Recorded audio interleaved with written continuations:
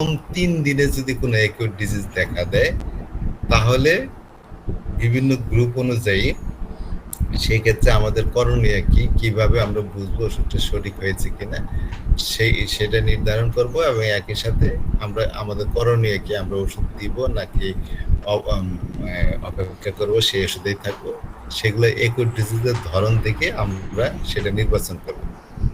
মানে আপনার ওষুধটা সঠিক হয়েছে কিনা, যদি সঠিক হয় সেক্ষেত্রে আমরা অপেক্ষা করব।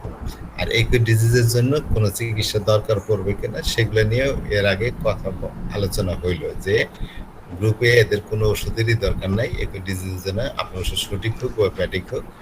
আর গ্রুপ বিতে অ্যাকিউট ডিজিজ দেখা দিলে, যদি অ্যাকিউট ডিজিজ তীব্রভাবে দেখা দেয়, সেক্ষেত্রে অনেক সময় অ্যাকিউট ডিজিজের জন্য আলাদা প্রেসক্রিপশন করার দরকার হতে পারে। অন্যথায় অ্যাকিউট ডিজিজের জন্য কোনো ওষুধের দরকার নাই, ওইটা চলে গেলে আপনি ক্রনিকের জন্য আবার নতুন করে ওষুধ খুঁজবেন। আজকে আসেন গ্রুপ সি এর কথা আলোচনা করি। গ্রুপ সি মানে লেভেল 7, লেভেল 8 এবং লেভেল 9। গ্রুপ সি তে হলো লেভেল 7, লেভেল 8 এবং লেভেল 9। আমরা জানি এই পর্যায়ে যারা আছে তাদের স্বাস্থ্যের অবস্থা অনেক নিচে, কিন্তু চূড়ান্তভাবে নিচে না, তাদের স্বাস্থ্যের অবস্থা বেশ নিচে। এবং এই ক্ষেত্রে তাদের মধ্যে অ্যাকিউট ডিজিজ, তীব্র জ্বর নিয়ে আর প্রকাশ পায় না। তীব্র জ্বর নিয়ে অ্যাকিউট ডিজিজ প্রকাশ করার মতো তার ভাইটাল ফোর্স তেমন শক্তিশালী আর না, তাদের ভাইটাল ফোর্স খুবই দুর্বল, যার কারণে সে তীব্র প্রতিক্রিয়া নিয়ে কি বলে জ্বর তার মধ্যে আর তৈরি করতে পারে না। তো সেক্ষেত্রে যদি আপনি গ্রুপ সি এর কোনো রোগীর চিকিৎসা দেন, সেক্ষেত্রে কি হবে?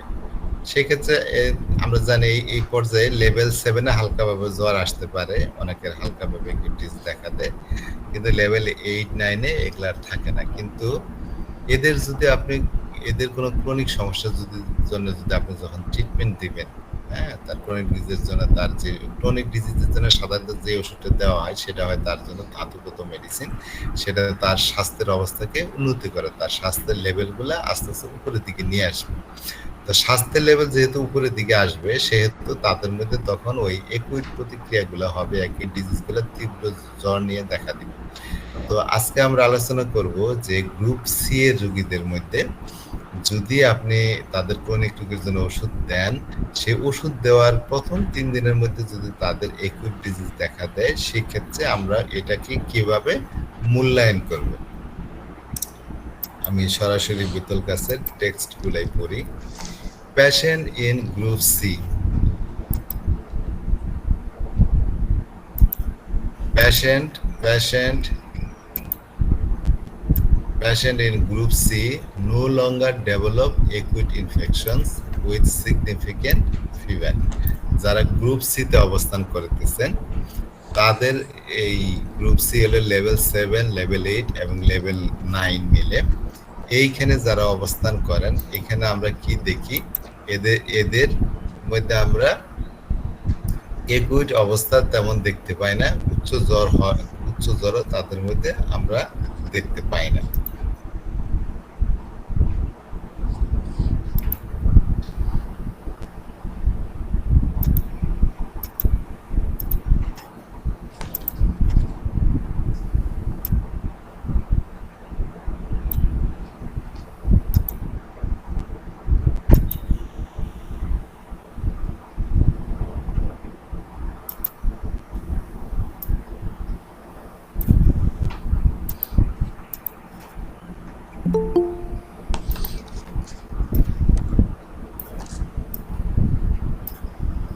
তাহলে যারা পেশেন্ট যারা গ্রুপ সি তে আছে, যারা গ্রুপ সি এর মধ্যে আছে, তাদের মধ্যে no longer develop acute infection, এদের মধ্যে গ্রুপ সি এর মধ্যে যারা আছে লেভেল 7 থেকে শুরু করে লেভেল 9, এদের মধ্যে আমরা অ্যাকিউট ইনফেকশন সাথে সিগনিফিকেন্ট কোনো জ্বর আমরা দেখতে পাই না। they are mostly susceptible to mild acute inflammatory state. তাদের মধ্যে অনেকের ক্ষেত্রে হালকাভাবে ইনফ্ল্যামেটরি স্টেট দেখা দিতে পারে, এবং তাদের মধ্যে আমরা তখন হালকা সর্দি বা মাইল্ড ফেরিংজাইটিস, গলার প্রদাহ বা হালকা মাত্রার কিছু ইনফ্লুয়েঞ্জার সিমটম, সেখানে মানে হালকা মাত্রার জ্বর কোনো কোনো রোগীতে আমরা দেখতে পাই, সেটা 38°C বা 100°F উপরে ওঠে না। এটা কারণ যেহেতু লেভেল 7 এর রোগীদের মধ্যে এরকম হয়। হ্যাঁ, কারণ লেভেল 6 আর লেভেল 7 খুব কাছাকাছি। The absence of noteworthy fevers for many years in chronic disease is not a good sign because it is evidence that immune system has already been seriously compromised. এই যে কোনো রোগীর মধ্যে সে যে ক্রনিক ডিজিজে ভুগতেছে, এমন কোনো রোগী যদি পান যে তার মধ্যে দীর্ঘদিন ধরে তার মধ্যে কোনো জ্বর দেখা দেয় না, হ্যাঁ, বছরের পর বছর দেখতেছেন সেই রোগী হয়তো সে কোনো ক্রনিক রোগে ভুগতেছে, কিন্তু বছরের পর বছর সে শুধু ক্রনিক ডিজিজেই ভুগতেছে, তার মধ্যে কখনোই এই জ্বর নিয়ে কোনো একই ডিজিজ প্রকাশ পায় না, তাহলে বুঝবেন এটা ভালো লক্ষণ না, এটা গুড সাইন না। কারণ এতে বোঝা যায় তার ইমিউন সিস্টেম অলরেডি অনেক বেশি মারাত্মকভাবে সে নমনীয়, ক্ষতিগ্রস্ত, মারাত্মকভাবে দুর্বল, তার পেটের ফুসটা মারাত্মকভাবে দুর্বল, যার কারণে তার মধ্যে কোনো জ্বর নিয়ে একটু ডিজিজ প্রকাশ করার ক্ষমতাই তার নাই। তো খুশি হওয়ার কিছু নাই যদি দেখেন যে সে শুধু কোনো ডিজিজে ভুগে, একটু ডিজিজ তার হয় না, এই ধরনের রোগীরা খুশি হওয়ার কিছু নাই। কারণ অ্যাকচুয়ালি তাদের যে একটু ডিজিজ দেখা দেওয়ার মতো যে শরীরের যে শক্তি সামর্থ্য থাকার কথা তাদের ভাইটাল ফোর্সে, তাদের ইমিউন সিস্টেমের সেই শক্তি সামর্থ্যটাই তাদের নাই, এতই দুর্বল তাদের। যাই হোক, consequently the appearance of a severe acute disease with excessive pyrexia over 39°C by 102.2°F within the first few days after a patient takes the remedies prescribed for chronic condition should be considered a very positive reaction. তো যাই হোক, যদি এই গ্রুপসের রোগীদের মধ্যে আপনি তার chronic রোগ নিয়ে আপনার কাছে আসছেন, তার ক্রনিক ডিজিজের জন্য আপনি ওষুধ যদি দেওয়ার পরে দেখেন তার মধ্যে তীব্রভাবে কোনো একই ডিজিজ প্রকাশ পেল এবং একই সাথে তার অনেক বেশি পাইরেক্সিয়া মানে জ্বর দেখা দিল, সেই জ্বরটা 102 চেয়েও বেশি বা সেলসিয়াসে যদি হিসেব করি 39 চেয়েও বেশি, তাহলে আপনি এটাকে খুব পজিটিভ রিয়াকশন হিসেবে বিবেচনা করবেন। আপনি রুগী হয়তো মনে করবে যে আমার জ্বর ছিল না, আপনার ওষুধ খাই আমার তীব্র জ্বর দেখা দিচ্ছে, আপনার ওষুধটাই ঠিক হয় নাই। অনেক সময় রুগীরা এখানে ভুল করে বসে, তারা নিজেরাই এলোপ্যাথিক ওষুধ খাইয়া তারপরে আবার আসে, ডাক্তার সাহেব আপনার ওষুধ খাওয়ার পরে তো আমার তীব্রভাবে জ্বর দেখা দিছিল, পরে এলোপ্যাথিক ওষুধ খাইয়া আবার সেটা কমাইছে। তো মূলত এখানে পেশেন্টরা ভুল করে। এই জন্য এই ধরনের রোগী চিকিৎসা করাকালীন আপনাদেরকে রোগীদেরকে একটু বুঝাই দিতে হবে, কারণ আপনি জানেন যদি নির্ধারণ করতে পারেন যে এই রোগী গ্রুপ সিতে আছে এবং তার মধ্যে আপনি সঠিক ওষুধ দিচ্ছেন, এই ওষুধ দেওয়ার ফলে তার মধ্যে কি হইতে পারে, একই ডিজিজ তীব্র জ্বর নিয়ে দেখা দিতে পারে, সেখানে রোগীদেরকে এই জন্য বলে দিবেন যে এই ওষুধ খাওয়ার পরে আপনার মধ্যে কোনো যদি জ্বর দেখা দেয় তাহলে আপনি অন্য কোনো ওষুধ খাবেন না, প্রয়োজনে আপনার সাথে যাতে দেখা করে। তো এটাকে এইভাবে যদি কোনো জ্বর দেখা দেয় এবং একই ডিজিজের সাথে, তাহলে সেটাকে আপনি পজিটিভ লক্ষণ হিসেবে ধরে নেবেন। আচ্ছা, if this should happen, it indicates that the remedy was absolutely fitting the case. It was the simillimum, and the pathology of the case was not as deep as one might have thought initially. The patients can eventually be cured. A case such as this indicate that the condition of the immune system that was compromised has been restored within a few days.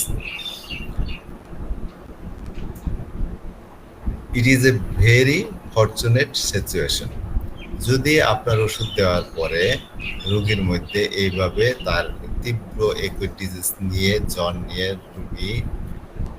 রোগীর মধ্যে দেখা দেয়, তাহলে বুঝবেন সে খুব ভাগ্যবান, fortunate people.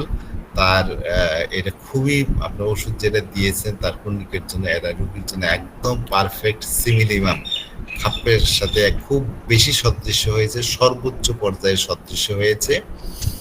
এবং এই যে লেভেল গ্রুপ সিতে তো লেভেল 7 থেকে লেভেল 9 পর্যন্ত মানুষ আছে।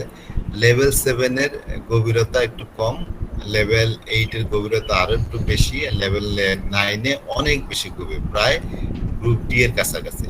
তাহলে যদি দেখেন যে ওষুধ দেওয়ার পরে তীব্রভাবে যদি কারোর মধ্যে এই ধরনের লক্ষণ প্রকাশ পায়, জ্বর নিয়ে তার অ্যাকুইটিস দেখা দেয়, তাহলে বুঝবেন যে তার লেভেল যতটা গভীর আপনি মনে করছেন ততটা গভীর না। তার মানে সে লেভেল 7 আছে, একদম লেভেল 9 এ না, লেভেল 7 এ আছে। এবং এই রোগীটা কি হবে, তার অবস্থা যেহেতু অত ডিপে না, তো সে আলটিমেটলি সে কি হবে, সে কিউট হয়ে যাবে, তা সুস্থ হয়ে যাবে। এরকম ঘটনা হওয়া মানে কি, যে বুঝবেন যে তার যে ইমিউন সিস্টেমটা এতদিন খুব দুর্বল হয়ে নমনীয় হয়ে পড়েছিল, এখন আপনার এই ক্রনিক রোগের জন্য যে তার জন্য যে ওষুধটা দিয়েছেন, সেই ওষুধটা তার অবস্থার উন্নতি ঘটাইছে, তার ইমিউন সিস্টেমকে শক্তিশালী করছে, তার ইমিউন সিস্টেমকে এখন পুনরুদ্ধার করেছে কয়েকদিনের মধ্যে, যার কারণে ইমিউন সিস্টেম শক্তিশালী হওয়ার কারণে তার অ্যাকুট ডিজিজটা দেখা দিয়েছে। আর এটা খুব ভালো একটা সৌভাগ্যের বিষয়, হ্যাঁ, ফরচুনেট সিচুয়েশন, ভালো লক্ষণ। তো এই ক্ষেত্রে তাহলে আপনি বুঝতে পারলেন যে ওষুধ দেওয়ার পরে যদি তীব্রভাবে কোনো অ্যাকুট ডিজিজ দেখা দেয়, সেটা ভালো লক্ষণ, আপনার রোগী ভালো হয়ে যাবে, আপনার ওষুধটা যথাযথ হয়েছে, পূর্ণ মাত্রায় সদৃশ্য হয়েছে। It is also indicate that the organism is at the uppermost level of the group C, মানে level 7, ওই যেটা বললাম, এই যে এটা ইন্ডিকেট করে সে তার লেভেলটা এই গ্রুপের উপরের দিকে আছে, লেভেল 7 এ আছে। The acute disease must be left to run its course. এই ক্ষেত্রে আপনি কি করবেন, এই যে তীব্রভাবে acute diseaseটা দেখা দিল, আপনি ক্রনিক রোগের জন্য ধরেন রোগীর ক্ষেত্রে লাইকোপোডিয়াম দিচ্ছেন, এরপরে তীব্রভাবে তার অ্যাকুট ডিজিজ দেখা দিল, এখন আপনি কি করবেন, তার অ্যাকুট ডিজিজের জন্য ওষুধ দিবেন আলাদা না, সেক্ষেত্রে আপনি কি করবেন, অপেক্ষা করবেন। হ্যাঁ, অ্যাকুট ডিজিজের জন্য কোনো ওষুধ দেওয়ার দরকার নাই, কারণ তার অলরেডি আপনার যে ক্রনিকের জন্য যে লাইকোপোডিয়াম ওষুধটা দিচ্ছেন, সেটাই তার স্বাস্থ্যের অবস্থার অনেক উন্নতি করেছে, যার ফলে তার মধ্যে অ্যাকুট ডিজিজটা দেখাচ্ছে, এটা এমনিতেই চলে যাবে। অ্যান ইন্টারভেনশন, কিন্তু এখানে আবার আরেকটা কথা আছে। প্রথম কথা হলো the acute disease must be left to run it's course. Acute disease তার স্বাভাবিক গতিতে তার কোর্স সম্পাদন করার জন্য ছেড়ে দিতে হবে, তার জন্য আপনি কোনো ওষুধ দিবেন না। কিন্তু এখানে আবার কথা আছে, an intervention may be necessary, কিন্তু অনেক ক্ষেত্রে হয়তো কোনো ওষুধ দেওয়ার আপনার দরকার হইলেও হইতে পারে, কারণ তীব্রভাবে প্রকাশ পাইতে পারে, যেটা রোগীর জন্য খুব কষ্টদায়ক হইতে পারে, ক্ষতিকর হইতে পারে। But only if the patient's life is in danger. এই যে বললাম যে অনেক সময় অ্যাকুটের জন্য তার ওষুধ দেওয়ার দরকার হইতে পারে, যদি দেখেন সেই অ্যাকুটটা খুব তীব্রভাবে প্রকাশ পেয়েছে এবং সেটা রোগীর জন্য কোনো ভয়াবহ ব্যাপার নিয়ে আসতে পারে, রোগীর জন্য কোনো ডেঞ্জার নিয়ে আসতে পারে, সেই ক্ষেত্রেই শুধু আপনি শুধু তার জন্য আলাদা ওষুধ দিবেন। সেই ক্ষেত্রে কি করবেন, আলাদা নতুন ওষুধ দিবেন না কি করবেন, সেটা নিয়ে আলোচনা আছে। তবে এই ক্ষেত্রে this is rarely the case in level 7। সেই ক্ষেত্রে লেভেল 7 এ যারা থাকে তাদের ক্ষেত্রে কদাচিৎ এই অন্য কোনো মানে কিছু করতে হয়, অ্যাকুটিজের জন্য কোনো ব্যবস্থা নিতে হয়। ম্যাক্সিমাম ক্ষেত্রে তাদের অবস্থা স্বাভাবিকভাবে ছেড়ে দিলে সে তার অ্যাকুটিজ তার সাধারণ যে কোর্সটা আছে, যে যে কয়দিন ভোগাবে সেভাবে ভোগে, সে একাতেই এমনিতেই চলে যাবে। তো আরেকটা ঘটনা এখানে ঘটে, একটা পিকুলিয়ার ফেনোমেনন, একটা অদ্ভুত ঘটনা এখানে অনেক সময় ঘটে এই গ্রুপের মধ্যে। সেটা কি, যে another peculiar phenomenon in this group is the appearance of a sudden and substantial pyrexia after the remedy is given without concomitant symptoms that goes away within 24 hours. অনেক সময় আরেকটা অদ্ভুত ঘটনা এই ক্ষেত্রে দেখা যায়, দেখা যায় যে আপনি ওষুধ দেওয়ার পরেই তাদের মধ্যে হঠাৎ করে একটু বেশি মাত্রায় জ্বর দেখা দিয়েছে। আপনি ওষুধ দেওয়ার পরে হঠাৎ করে জ্বর দেখা দিয়েছে, এবং এর সাথে ওই যে একুট ডিজিজের যে অন্যান্য আরো অবস্থা নিয়ে যে রোগীর লক্ষণগুলো এরকম জ্বর প্রকাশ পায়, সেগুলো হয়তো একুটের অন্যান্য কোনো কনকমিটেন্ট সিমটম না, অন্য আর কোনো সমস্যা নেই, যা শুধু জ্বর দেখা দিচ্ছে সেখানে। এবং সেটা দেখা যায় যে 24 ঘন্টার মধ্যেই সেটা চলে যায়, হ্যাঁ, আর কিছু থাকে না। যদি এইরকম কিন্তু এই গ্রুপ সি রোগীদের মধ্যে অনেকের বেলায় ঘটে। আপনি ক্রনিকের জন্য ওষুধ দিয়েছেন, তারপরে দেখবেন ওষুধ খাওয়ার পরে রোগীর মধ্যে হঠাৎ করে জ্বর চলে আসছে এবং বেশ জ্বর নিয়ে আসছে, এবং এর সাথে আর কোনো লক্ষণ নাই, এবং 24 ঘন্টার মধ্যে সেই জ্বর চলে গেছে। After the fever the chronic condition subside for a long, এই জ্বর চলে যে আসলো, জ্বরটা চলে যাওয়ার পরে আপনি দেখবেন যে ক্রনিক যে অবস্থার জন্য আপনি ওষুধটা দিয়েছিলেন, যার পরেই যে এরকম একটা জ্বর রোগীর মধ্যে দেখা দিছিল, এই জ্বরটা চলে যাওয়ার পরে তার ক্রনিক কন্ডিশনও অনেক দিন ব্যাপী, মানে তার অবস্থাটা তার থাকবে না। ক্রনিক অবস্থাও তার মধ্যে নাই, রোগীর মধ্যে তার ক্রনিক রোগটাও মানে বেশ কিছুদিন ধরে তার মধ্যে আর প্রকাশ থাকবে না। This is not an actual acute infection. এই যে ঘটনাটা ঘটলো, হঠাৎ করে তীব্র জ্বর দিল, সেটা প্রকৃত পক্ষে কোনো অ্যাকচুয়াল ইনফেকশন না, বাস just an effort of the part of the organism to rid itself of the disease. এটা জাস্ট তার যে ভাইটাল ফোর্স, তার ইমিউন সিস্টেম, তারই একটা প্রচেষ্টা যাতে সে ওই ডিজিজ থেকে নিজেকে মুক্ত করতে পারে। This most often appears in cases of epilepsy and asthma or neuromuscular disease. যে এই অবস্থাটা সাধারণত কখন হয়, যখন কোনো রোগী আপনার কাছে এপিলেপসির জন্য চিকিৎসা করতে আসে, মৃগী রোগের জন্য চিকিৎসা করতে, মৃগী রোগ, অ্যাজমা রোগ, বা কোনো স্নায়ু মাস্কুলার যে নিউরোমাস্কুলার ডিজিজ, দেখা যায় অনেকে দেখবেন মাংসপেশি দিন দিন দুর্বল হয়ে যাচ্ছে, এর পিছনে কোনো স্নায়ু গঠিত কোনো রোগ থাকে।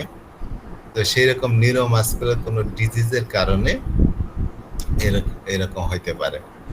তো তো দেখেন কেউ এপিলেপসিতে ভুগছে, কারো অ্যাজমা দেখা দিছে, বা কারো নিউরোমাস্কুলার ডিজিজ ছিল, এই ক্রনিক ডিজিজ নিয়ে আপনার কাছে চিকিৎসা করার জন্য আসলো। আর অ্যাজমা, এপিলেপসি এগুলা সাধারণত যখন থাকে, ম্যাক্সিমাম তারা গ্রুপ সি এর পেশেন্ট। তো এরকম রোগী যখন আপনি চিকিৎসা নিচ্ছেন, সঠিক ওষুধটা দিলেন, তখনই তাদের মধ্যে এই ধরনের ঘটনা ঘটতে পারে যে 24 ঘন্টার মধ্যেই দেখা যায় তার একটা কি বলে ওষুধ দেওয়ার পরে তার মধ্যে হঠাৎ করে জ্বর দেখাতে হলো, আর কোনো লক্ষণ নেই, এবং সাধারণত 24 ঘন্টা, কোনো কোনো ক্ষেত্রে 48 ঘন্টা হইতে পারে, এর ভিতরে রোগটা চলে যায়। চলে যাওয়ার পরে তার যে ক্রনিক কন্ডিশন সেটা অনেক দিন পর্যন্ত থাকে না। সেই রোগী যদি অ্যাজমা রোগী থাকে, এরপরে দেখেন যে আপনি অ্যাজমার জন্য ওষুধ দিচ্ছেন, এরপরে তীব্র একটা জ্বর দেখা দিল, 24 ঘন্টার মধ্যে চলে গেল, এরপরে বেশ লম্বা সময় ধরে ওই রোগীর অ্যাজমার লক্ষণ ছিল না। সে বা এপিলেপসি রোগী যদি হয়, খিচুনির রোগী, মৃগীর রোগী, সে দেখা গেল যে আপনি ওষুধ দেওয়ার পরে একটা এরকম 24 ঘন্টা জ্বর স্থায়ী ছিল, তারপরে চলে গেছে, এরপরে বেশ কিছুদিন ধরে তার মধ্যে এপিলেপসির ফিট আর হয় নাই, হ্যাঁ, এরকম হয়তো, বা কোনো একটা নিউরোমাস্কুলার ডিজিজের সেটারও উন্নতি করতে পারে। Under no circumstances should a remedy be administered in such a instance. এইরকম যদি হয়, হঠাৎ করে একটা তীব্র জ্বর দেখা দিল, সেই ক্ষেত্রে আপনি ওই জ্বরের জন্য কোনো অবস্থাতেই কোনো ওষুধ প্রয়োগ করবেন না, ঠিক আছে? ওষুধ প্রয়োগ করলে সেটা আপনার জন্য ভুল হবে। তাহলে এখানে আমাদের করণীয় কি, যে যদি এরকম কোনো ক্রনিক ডিজিজ চিকিৎসা করার সময় হঠাৎ করে তীব্রভাবে এরকম উচ্চ জ্বর নিয়ে আসলো, হঠাৎ করে জ্বরটা দেখা দিলাম, এর সাথে একুইটের অন্য কোনো লক্ষণ নাই, একুইটের অন্য কোনো লক্ষণ নাই, হঠাৎ করেই দেখা দিল, তাহলে বুঝবেন যে এটা তার ভাইটাল ফোর্সের একটা প্রচেষ্টা, তাকে রোগ থেকে, তার ওই ডিজিজ থেকে মুক্ত হওয়ার। এবং এই ক্ষেত্রে আপনি এই ঘটনাগুলো বেশিরভাগ ক্ষেত্রে মৃগী রোগের চিকিৎসায় বা অ্যাজমা রোগের চিকিৎসায় বা কোনো নিউরোমাস্কুলার ডিজিজের চিকিৎসায় দেখা দিতে পারে। সেক্ষেত্রে আপনি কি করবেন, ওই যে তীব্র জ্বরটা হঠাৎ করে দেখা দেয়, তার জন্য কোনো ধরনের ওষুধ প্রয়োগ করবেন না। একটা উদাহরণ দিই, ফর এক্সাম্পল, ভিতর কাছে একটা উদাহরণ দিয়েছেন যে ধরেন একটা patient a patient treated for epilepsy, তার যে ক্রনিক রোগ এপিলেপসি মৃগী রোগ, সেটা আপনার কাছে আসছে চিকিৎসার জন্য। আপনি তাকে ওষুধ দিলেন, ওষুধ দেওয়ার পরে কি হলো, ডেভেলপস এ হাই ফিভার, একটা উচ্চ জ্বর দেখা দিল, এবং সেটা 24 ঘন্টা থেকে ধরেন 48 ঘন্টা পর্যন্ত রোগীর মধ্যে ছিল।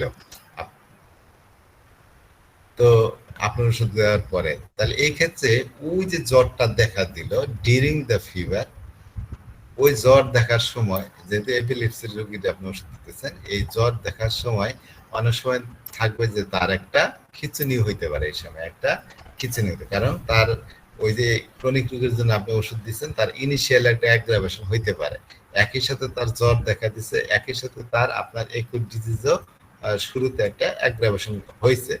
এরপরেই দেখা গেল পেশেন্ট গভীর ঘুমে চলে গেল, মানে অনেক সময় ধরে সে ঘুমাইলো, খিচুনির পরে অনেক সময় ধরে সে ঘুমাইলো। If one waits without interfering with another remedy, এই ক্ষেত্রে ওই যে জ্বর আসলো, তারপর একটা খিচুনি দেখা দিল, তারপর রোগী ঘুমাইতে থাকলো, এই ক্ষেত্রে ওই জ্বরটা সাধারণত 24 ঘন্টা থেকে 48 ঘন্টার মধ্যে চলে যাবে। এক্ষেত্রে if one waits without interfering with another remedy,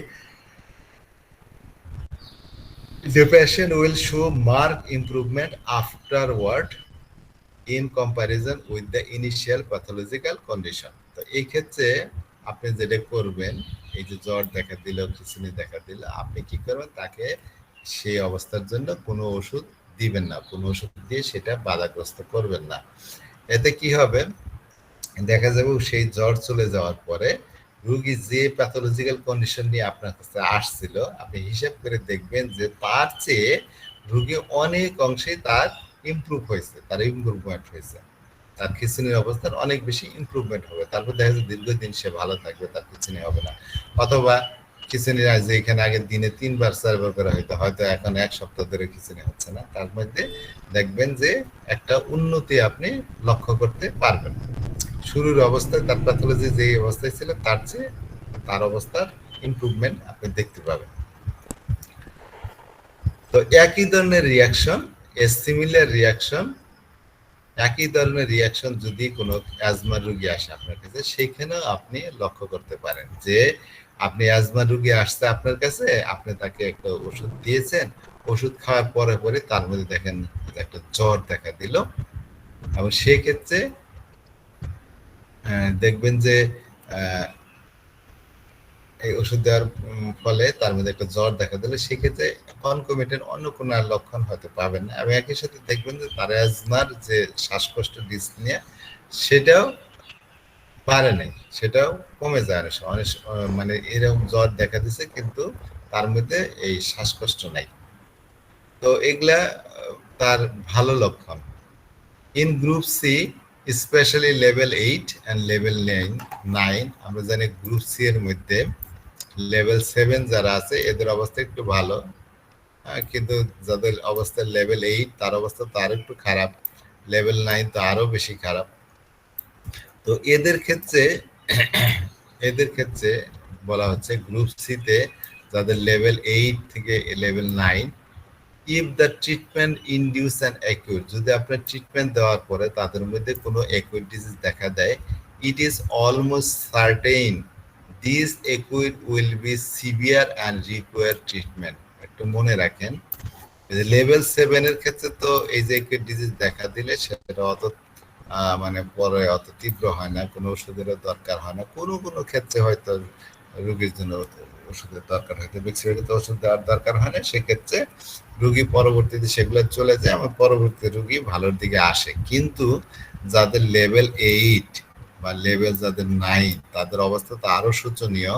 তাদের আপনার ওষুধ দেওয়ার পর আমরা তো জানি তাদের মধ্যে অ্যাকিউট ডিজিজ দেখা দেয় না, তীব্র জ্বর দেখা দেয় না। তাদের মধ্যে যদি আপনি ওষুধ দেন, তার মধ্যে যদি অ্যাকিউট ডিজিজ তখন দেখা দেয়, তাহলে আপনি জানিয়ে রাখবেন সেই অ্যাকিউটের অবস্থা কিন্তু হালকাভাবে দেখা দিবে না, সেটা তীব্রভাবে দেখা দিবে, এবং সেই ক্ষেত্রে অনেক সময় ট্রিটমেন্ট দরকার হয়। লেভেল 8 এবং লেভেল 9 এর মধ্যে অনেক ক্ষেত্রে লক্ষণ দরকার হয়, কারণ সেই লক্ষণগুলো সহজে যায় না, খুবই তীব্র মাত্রায় হয় এবং রোগীর অবস্থা মানে খুব কাহিল করে ফেলে, যে আপনি বলবেন তার এই অবস্থাতেই সে তার মরণের মতো অবস্থা হয়ে হয়ে পড়ে। তো এরকম যদি ডেঞ্জার অবস্থা হয়ে পড়ে যাদের, তাহলে বুঝবেন তাদের ক্ষেত্রে লেভেল অনেক নিচে, লেভেল 9 অথবা লেভেল 8 এর রোগী, কারণ তার একুট ডিজিজ যেটা দেখা দিছে সেটা খুবই তীব্রভাবে দেখা দেয় এবং সেক্ষেত্রে আপনার ওষুধ দেওয়ার দরকার হয়ে পড়ে। One possible course of action if the symptom becomes aggressive is to continue with the same remedy but in a higher potency. একটা সম্ভাব্য একটা কোর্স যেটা অ্যাকশন যেটা আপনি করতে পারেন সেটা হলো যে ওষুধটা ক্রনিকের জন্য আপনি দিয়েছিলেন সেটারই আরেকটা সেম মেডিসিনই একটু হায়ার পটেন্সি তার মধ্যে প্রয়োগ করতে পারেন। If there is no effect, এতে যদি তার অবস্থার কোনো উন্নতি না হয়, কোনো ইফেক্ট না হয়, তাহলে the new situation should be taken into consideration, তাহলে নতুন যে পরিস্থিতি তৈরি হলে সেটাকেই আপনি বিশেষ বিবেচনায় নিতে হবে এবং সেই ক্ষেত্রে তখন আপনি কি করবেন, পূর্ণাঙ্গ তার কেস স্টিকিং নেবেন, তার একুট ডিজিজ নেবেন, তার একুট ডিজিজের লক্ষণ এবং ক্রনিক ডিজিজের লক্ষণ সব নেবেন, সব কিছু টোটালিটি নিয়ে আপনি একটা রেপার্টরি করবেন। In repertorization one should consider the totality of symptom of the acute and chronic condition, সেই ক্ষেত্রে তার একুট রোগের অবস্থা এবং ক্রনিক রোগের অবস্থা সব কিছু টোটালিটি নিয়ে আপনি রেপার্টরি করবেন। In the event the correct remedy is not clear, it is best to wait and not hastily prescribe another remedy. যদি কোনো এরকম ঘটনা ঘটে, আমরা জানি গ্রুপসের রোগীরা যারা আছে তাদের কি বলে প্যাথোলজি অনেক ডিপার লেয়ারে থাকে, আর যত প্যাথোলজি যত ডিপার লেয়ারে থাকে তাদের রোগের অবস্থা যত করুণ থাকে, ভাইটাল কোষ যত বেশি দুর্বল থাকে, তাদের সিমটমগুলো তত অস্পষ্ট থাকে, কোনো স্পষ্ট থাকে না। তো সেই ক্ষেত্রে ওষুধ সিলেকশনের ব্যাপারেও আমাদের খুব মানে কুশলী হইতে হয়, আপনাকে খুব দক্ষ হইতে হবে এইরকম ক্ষেত্রে। এই জন্য এই ধরনের রোগীদের চিকিৎসার জন্য আপনার খুব দক্ষ ডাক্তারের দরকার হয়। যারা নবীন তাদের পক্ষে এই ধরনের রোগী চিকিৎসা করা অনেক সময় কঠিন হয়ে পড়ে, নবীনদের জন্য গ্রুপ এর রোগী চিকিৎসা করা খুব সহজ। আর এই ধরনের রোগী এই জন্য বিদল কাছে এর আগেও বলেছেন, নবীনরা অবশ্যই কোনো অভিজ্ঞ ডাক্তারের কাছে যেয়ে এই বিষয়গুলা শিখবেন। তো যাই হোক, লেভেল 8 বা লেভেল 9 এর এদেরকে ওষুধ দেওয়ার পরে যদি কোনো সিমটম তীব্রভাবে একুট ডিজিজ প্রকাশ পায়, তার অবস্থা যদি খুবই তীব্র হয় এবং সেক্ষেত্রে বুঝবেন যে এই রোগীগুলার লেভেল অনেক নিচে, লেভেল 8 বা লেভেল 9 আছে এবং সেক্ষেত্রে আপনাকে অনেক সময় ওষুধ দেওয়ার দরকার হবে। সেক্ষেত্রে একটা জিনিস করা যায়, একুইটের জন্য ক্রনিকের জন্য যে ওষুধটা দিয়েছেন সেম পোটেন্সি আপনি সেম ওষুধই আপনি একটু পাওয়ার বাড়ায় আবার প্রয়োগ করে দেখতে পারেন। এটা যদি কোনো ইফেক্ট না হয়, তার অবস্থা যদি একই রকম চলতে থাকে, মানে খারাপ অবস্থা সিচুয়েশনটাই থাকে, সেক্ষেত্রে তখন কি করবেন, তার জন্য হয়তো আপনার নতুন করে ওষুধ দেওয়ার দরকার হতে পারে। সেক্ষেত্রে আপনি তার লক্ষণগুলো যে নিয়ে আবার যে রেপার্টরি করবেন, বিবেচনা করবেন, সেই ক্ষেত্রে আপনি তার একুট অবস্থার লক্ষণ এবং ক্রনিক ডিজিজের লক্ষণ দুই ধরনের লক্ষণগুলো নিয়েই আপনি তার রেপার্টরি করবেন, দুইটা টোটাল নিয়েই আপনি আপনার ওষুধ সিলেকশন করবেন।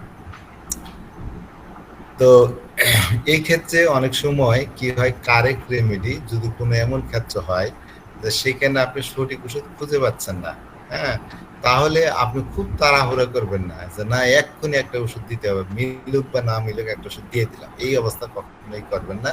আপনি একটু অপেক্ষা করবেন, কারণ তড়িঘড়ি করে যা তা ওষুধ মানে আরেকটা ইনকারেক্ট মেডিসিন রোগীর মধ্যে প্রয়োগ করলে হয়তো দেখা যায় যে রোগীর অবস্থা আরো খারাপ হবে। তো সেই ক্ষেত্রে আপনি একটু ওয়েট করে ধীরে সুস্থে তার জন্য সঠিক ওষুধটা খুঁজে বের করেন, তাড়াহুড়া করবেন না। আপনারা কি বুঝতে পারতেছেন? জি স্যার। এই সিচুয়েশনে তো 50 মিলিসিমেলি বলে সেফার বলেছে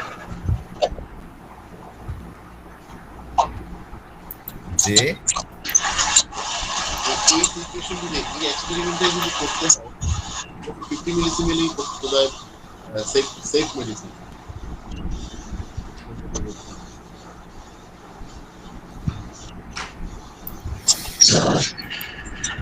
আচ্ছা, আমরা আরেকটা আগায় যাই। The lower level of health, the more obscure the choice of the appropriate remedy for the severe acute will be. এখানে একটা সূত্র, যাদের লেভেল অফ হেলথ যত নিচের দিকে থাকবে তাদের একুইট ডিজিজ যেটা দেখা দেবে সেটা তত বেশি অস্পষ্ট হয়, এবং তার জন্য সঠিক ওষুধ খুঁজে পাওয়া কঠিন হয়ে পড়ে। This is the most critical stage. Phone আসছে।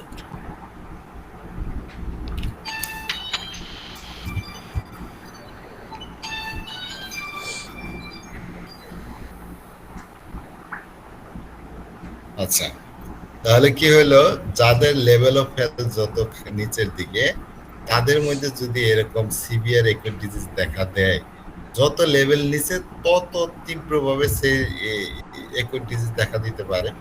আবার সবসময় তীব্র যদি নাও দেখা দেয় তার অবস্থাটা হবে কি অস্পষ্ট, এটা শিওর যে সেখানে যে সিভিয়ার একুট ডিজিজটা দেখা দিবে সেইটার মানে কি বলে চরিত্রগত লক্ষণগুলো অস্পষ্ট থাকে, কোনো ক্লিয়ার কাট কোনো ওষুধের চিত্র আপনাকে সেখানে দিবে না।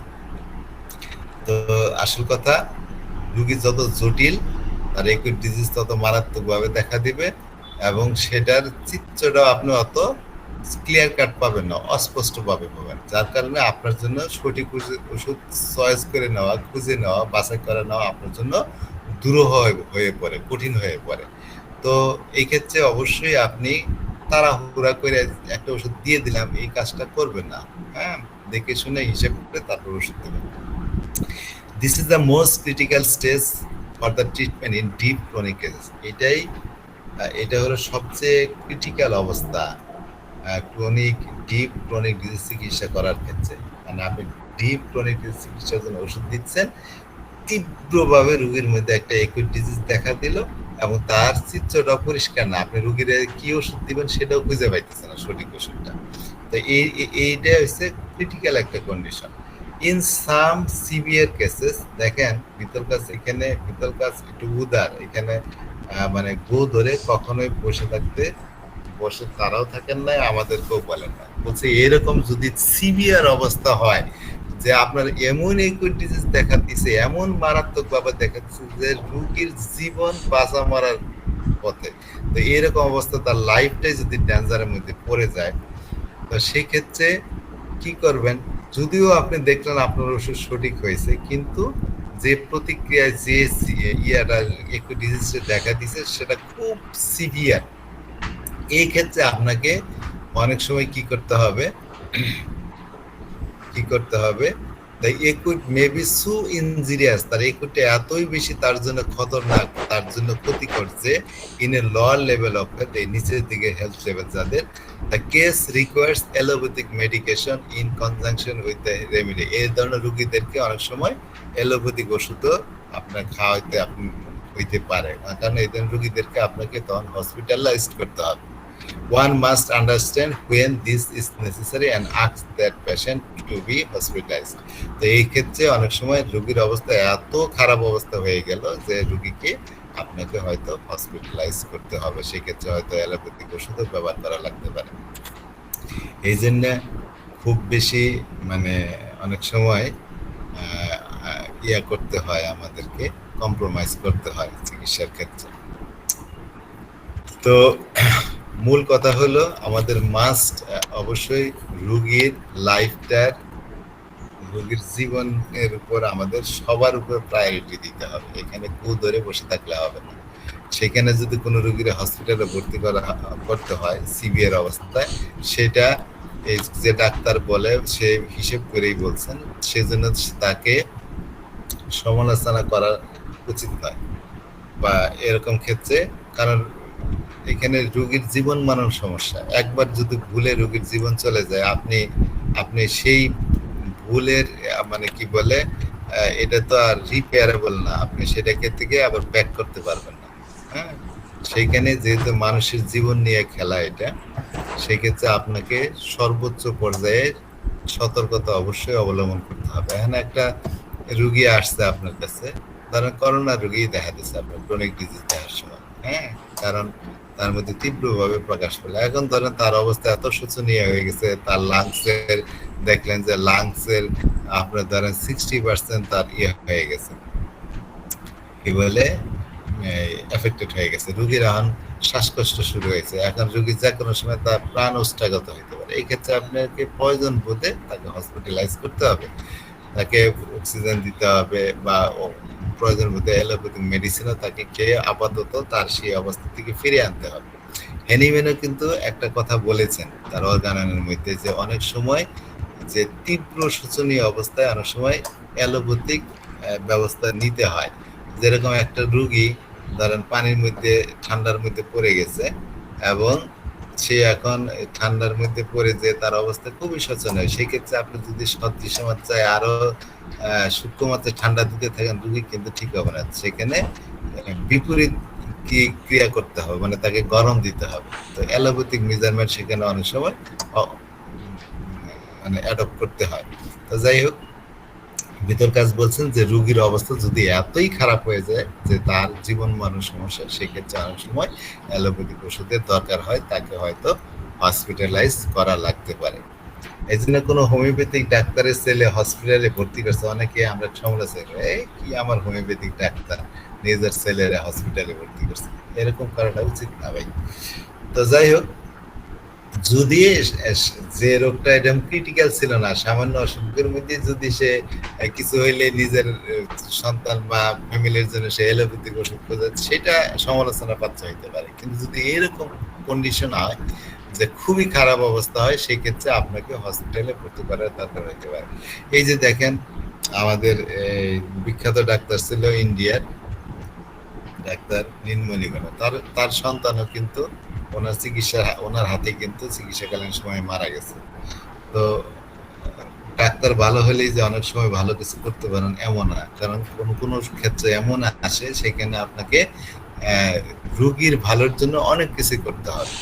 তো যাই হোক, প্রয়োজনে যদি তার হসপিটালে ভর্তি করতে হয়, এলোপ্যাথিক ওষুধ খেতে হয়, সেইখানে আপনি গু ধরে বসে থাকবেন না, কারণ এইখানে মানুষের জীবন মরণের সমস্যা। একবার জীবন নষ্ট হয়ে গেলে এই জীবন আপনি আর ব্যাক করতে পারবেন, ফিরিয়ে দিতে পারবেন না। তো এই ক্ষেত্রে যদি ওই এমন তীব্রভাবে প্রকাশ পেল তার লক্ষণটা, একই ডিজিজটা যে এখন রোগীর অবস্থা শোচনীয়, তার মধ্যে এখন জীবন মরণ সমস্যা, এরকম ক্ষেত্রে আপনাকে হয়তো অ্যালোপ্যাথিক ওষুধেরও শরণাপন্ন হইতে পারে। এখানে আপনি গো ধরে বসে ইগু নিয়ে বসে থাকবেন না। তো এই ক্ষেত্রে কি করবেন, তার ক্রনিক ডিজিজ চিকিৎসা কি আপনি তখন ছেড়ে দিবেন না? তার একুট কন্ডিশনটা হসপিটালে ভর্তি করার পরে হয়তো উন্নতি হইলো, তার ওই অবস্থাটা আপাতত কমলো। তো এখন এলোপ্যাথিক ওষুধ খাওয়ার পরেও তার যে অবস্থাটা আসবে, আপনার হোমিওপ্যাথিক ওষুধ দেওয়ার আগে যে অবস্থাটা ছিল সেই অবস্থাটা হয়তো তার মধ্যে আবার ফিরে আসবে। এই ক্ষেত্রে আমি একটু এখানে আলোচনা নাই, একটু ভিন্নভাবে অন্য আলোচনা করা যায়। সেই ক্ষেত্রে আমার মনে হয় 50 মিলিসিমাল ওষুধ দিয়ে চিকিৎসা করা সবচেয়ে ভালো। এক্ষেত্রে রোগীর প্রতিক্রিয়াটা অত মারাত্মকভাবে দেখা দেয় না, ইনিশিয়াল অ্যাগ্রাভেশন অত মারাত্মকভাবে দেখা দেয় না। এরকম একটা ঘটনা রিসেন্ট একজন ডাক্তার বাইরের দেশে, সে বলছে যে রোগীর জন্য তার একটা কেস করছিলাম, ডাক্তারের নামটা এই মুহূর্তে মনে নাই। সে একটা রোগীর ওষুধ দিয়েছে, ওষুধ দেওয়ার পরে কি হলো, রোগীর একুট অবস্থা এত তীব্রভাবে বেড়ে গেল যে রোগীকে তারা হসপিটালে ভর্তি করলো। তারপরে সে আবার কি করলো, ওই রোগী যখন আবার তার কাছে আসলো, তখন সে করলো কি, ওই রোগীর আবারই ওই সেন্টিসিমেল হাইপোটেন্সি দিল। হ্যাঁ, হাইপোটেন্সি দেওয়ার পর তার মধ্যে আবার সেই অবস্থাটা খুব তীব্রভাবে প্রকাশ পেলো, আবার সেই বাচ্চাটাকে হসপিটালে ভর্তি করার দরকার হলো। এর পরবর্তীতেও ওই রোগীরা তার কাছে আবার আসছে, আবার আসার পরে সে পরবর্তীতে সে কি করছে, 50 মিলিসিমেল ওষুধ দ্বারা তারা চিকিৎসা শুরু করেছে।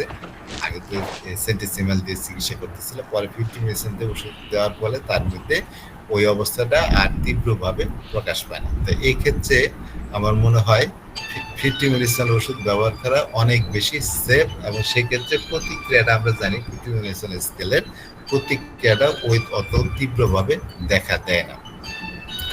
তো জি জি স্যার, এখানে যেমন আপনি বললেন একটু বাইরে বহির্ভূত ভাবে আলোচনা করলেন, ঠিক জি সেম কন্ডিশনও হয় কিরকম, যখন আপনি 50 মিলিসিমাল পোটেন্সি দিয়ে ট্রিটমেন্ট করছেন, ওই একই সিমটমটাই কনিক রোগের সেটা বেড়ে যাচ্ছে, কিন্তু আবার ওয়েট করার পরে আপনি আবার দিচ্ছেন তো আবার বেড়ে যাচ্ছে, অথচ ওই নেটটা মিউ রয়েছে। সেখানে দেখা যায় যদি স্কেল চেঞ্জ করা যায়, অর্থাৎ 50 মিলিসিমাল থেকে সেন্টিসিমালের দিকে যাওয়া যায়, তাহলে এই অবস্থার উদ্ধারও হয়। আচ্ছা এটাও এক্সপিরিয়েন্সে বলেছে অনেক ক্ষেত্রে। আচ্ছা স্যার, ঠিক আছে, হতে পারে। তবে 50 মিলিসিমেল একটা হলো কি, এক্ষেত্রে আমরা এই ওষুধটা বিভিন্নভাবে দিতে পারি, খুবই মাইল্ড ভাবে, খুব বেশি তরলাইতে করে দিতে পারি। দেখা যায় ওষুধটা অনেক মেডিসিন অনেকগুলো পানির সাথে মিক্স করে অনেকবার কাপিং করে খুবই হালকা ভাবে রোগীর মধ্যে প্রয়োগ করতে স্যার পারি। কাপিং 10 বার চেঞ্জ করা হলো, আমি তো লাস্ট পেশেন্টটাকে স্যার 5 বার চেঞ্জ করছি, তাও সেই একই সিচুয়েশন। তখন আমাকে একজন বললেন, ডক্টর অমরনাথ চক্রবর্তী, একটা অ্যাপ চালান, তো সেখানে বললেন যে এরকম কেসে আমিও দেখেছি যে এরকম কেসে যদি ওইটাকে যদি নেট্রামিউকে যদি সেন্টিসিমেলে দেওয়া যায়, তাহলে কিন্তু এই রকম ভাবে করে না, এবং আমিও দেখেছি আগেও 2-1টা কেসে। এটা একটা অভিজ্ঞতা আর কি। জি জি জি জি, আচ্ছা, হতে পারে। তো তো যাই হোক,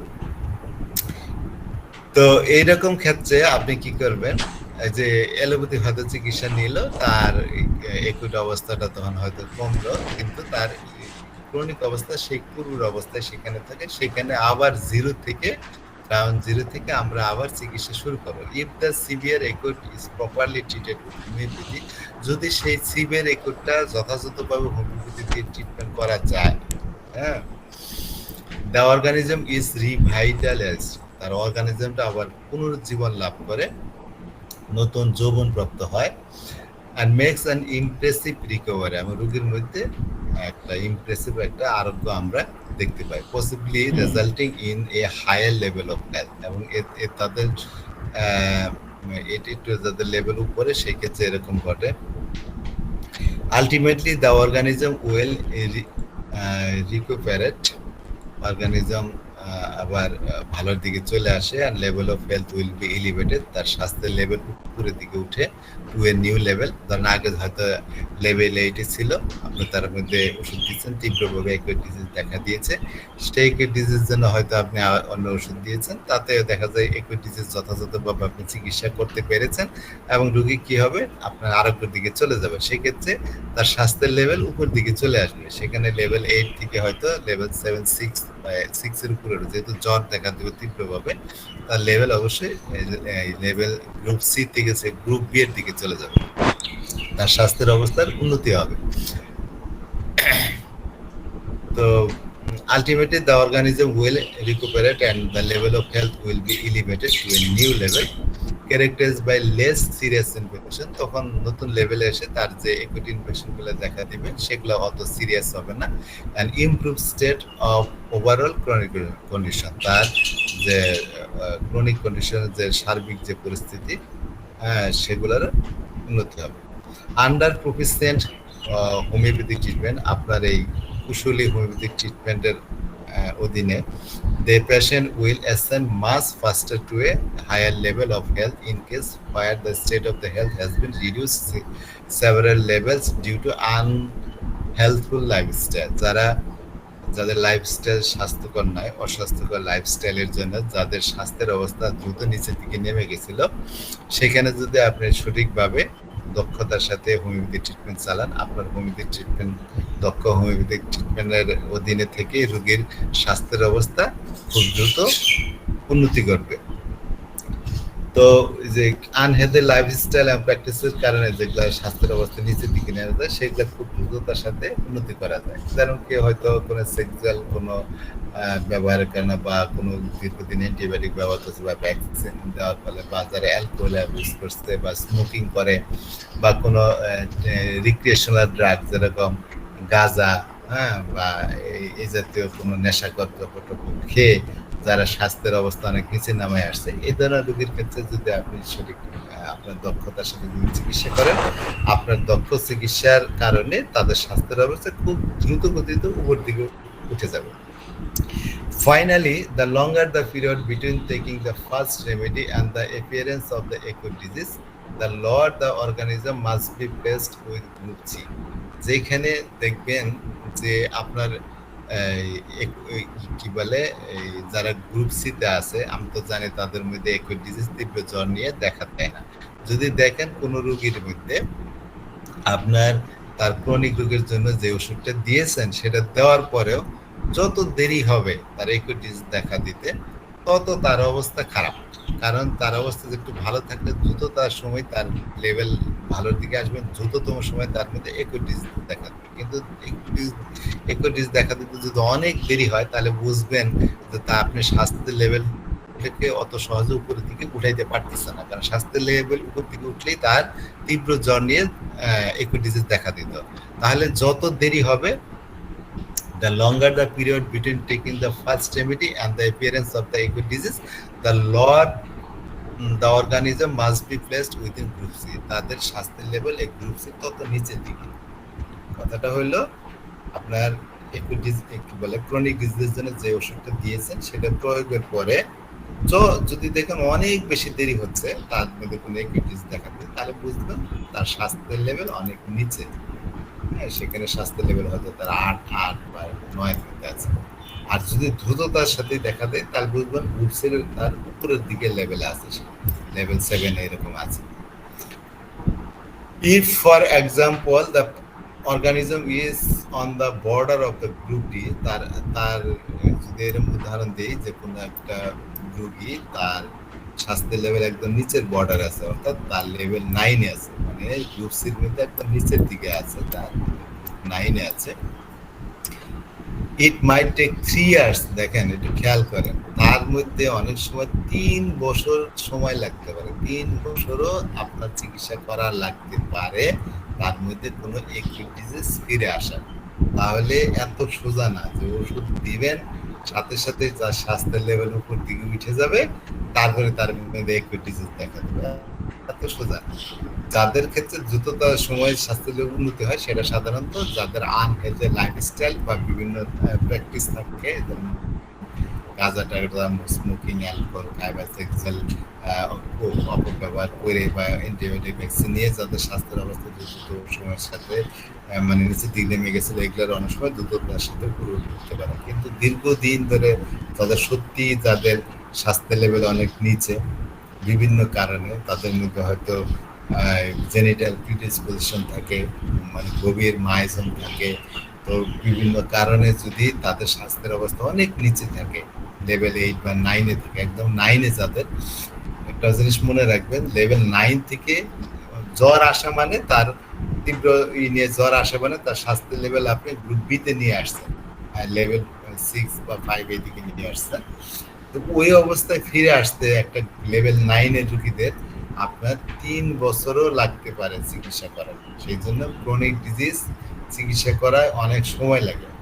অনেক রোগীরা আমাদের কাছে ক্রনিক ডিজিজ নিয়ে চিকিৎসা করতে আসে, একটা এপিলেপসি রোগী নিয়ে আসলো, মৃগী রোগ, যদি বলেন এই রোগীর 3-4 বছর চিকিৎসা করার দরকার হইতে পারে, আপনার রোগী দেখা চিকিৎসাই নেবে না, সে চলে যাবে।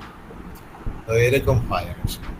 When this happens, it will be quite severe and will require homeopathic or allopathic intervention. এই যে গ্রুপ 9 এ যে সমস্ত রোগী আছে তাদের ক্ষেত্রে যখন একই ডিজিজ দেখা দেয় সেটা অবশ্যই তীব্রভাবে আপনার এই ক্রনিক রোগের জন্য ওষুধ চিকিৎসা করা করতেছেন বেশ কিছুদিন ধরে, তারপরে যদি তাদের মধ্যে কোনো একই ডিজিজ দেখা দিল স্বাস্থ্য লেভেল উন্নতি হওয়ার পর, সেটা মনে রাখবেন খুব তীব্রভাবে প্রকাশ করবে এবং সেটার জন্য আপনার আলাদা হোমিওপ্যাথিক ওষুধের দরকার পড়বে। কোনো কোনো ক্ষেত্রে রোগীকে অ্যালোপ্যাথিক ওষুধের শরণাপন্ন হইতে পারে যদি তার জীবন মানে যদি দেখেন যে লাইফ একদম মৃত্যুর সম্মুখীন যদি সে হয়ে যায়, জীবন মৃত্যুর সম্মুখীন যদি থাকে, তার জীবন প্রদীপ যদি নিভে যাওয়ার মতো অবস্থা হয়, সেক্ষেত্রে আপনাকে রোগীকে হসপিটালাইজ করে তার জন্য অ্যালোপ্যাথিক চিকিৎসারও দরকার হতে পারে।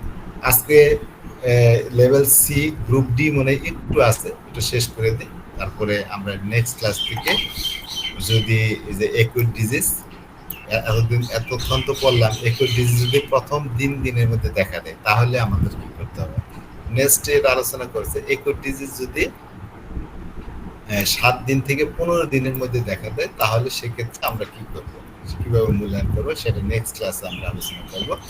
গ্রুপ ডি এর ক্ষেত্রে আমরা জানি তাদের স্বাস্থ্যের লেভেল সর্বনিম্ন পর্যায়ে। গ্রুপ ডি তে যারা আছে তাদের একদম সর্বনিম্ন পর্যায়ে তাদের স্বাস্থ্যের অবস্থা, এদের অবস্থা মানে খুব বেশি উন্নতি করা যায় না। অধিকাংশ রোগী হলে ইনকিউরেবল, আপনি এই ধরনের রোগীকে সুস্থ করতে পারবেন না, হয়তো তার অবস্থার উন্নতি করতে পারবেন আমরা জানি, কারণ এই ধরনের রোগী একসময় আপনার চিকিৎসাতে হয়তো ভোগে ভোগে একসময় মারা যাবে। তা হোমিওপ্যাথি চিকিৎসা তারকে আপনি হয়তো দীর্ঘদিন ভালো রাখতে পারবেন বা স্বাস্থ্যের কিছুটা উন্নতি করতে পারবেন। এই ধরনের রোগী যারা আসে তাদের আয়ুকাল খুব কম থাকে। ধরেন একটা বাচ্চা নিয়ে আসছে, তার একদম ধরেন তার কোনো ব্লাড ক্যান্সার এগুলা থাকতে পারে। যাই হোক, a patient in group D never develop an acute disease. Group D এর রোগীদের মধ্যে কোনো অ্যাকুট ডিজিজ দেখা দেয় না, আমরা জানি তাদের মধ্যে কোনো অ্যাকুট ডিজিজ দেখা দেয় না, এবং এর সাথে জ্বরও দেখা দেয় না। যদি আপনি প্রথম 3 দিনের মধ্যে কোনো ওষুধ তাদের জন্য দেন, প্রথম 3 দিনের মধ্যে কোনো অ্যাকুট ডিজিজও দেখা দিবে না, জ্বরও দেখা দিবে না। If a patient develop a fever within first few days of treatment, it has been wrongly classified. তাহলে যদি দেখেন কোন রোগী গ্রুপ ডি এর রোগী আপনার কাছে আসছে, আপনি তার ক্লাসিফাই করে তার বের করলেন যে এই রোগী গ্রুপ ডি এর, তারপরে সেইটা চিন্তা করে আপনি তাকে ওষুধ দিয়েছেন ক্রনিক রোগের জন্য, কিন্তু ওষুধ দেওয়ার পরে প্রথম 3 দিনের মধ্যে দেখলেন তার মধ্যে একটা অ্যাকুট ডিজিজ জ্বর নিয়ে দেখা দিচ্ছে, তাহলে প্রথমেই বুঝবেন যে আপনি যে তার যে ক্লাসিফাই করছেন, তার যে লেভেল যে সেই গ্রুপ ডি তে আছে, এইখানেই আপনি ভুল করছেন। এই রোগী গ্রুপ ডি এর রোগী না। গ্রুপ ডি এর যদি রোগী হতো তাহলে তাদের মধ্যে কখনোই 3 দিনের মধ্যে কোনো অ্যাকুট ডিজিজ দেখা দিবে না। তো আজকের ক্লাস এখানেই শেষ করি, নেক্সট ক্লাসে আমরা পরের বিষয় নিয়ে আলোচনা করব।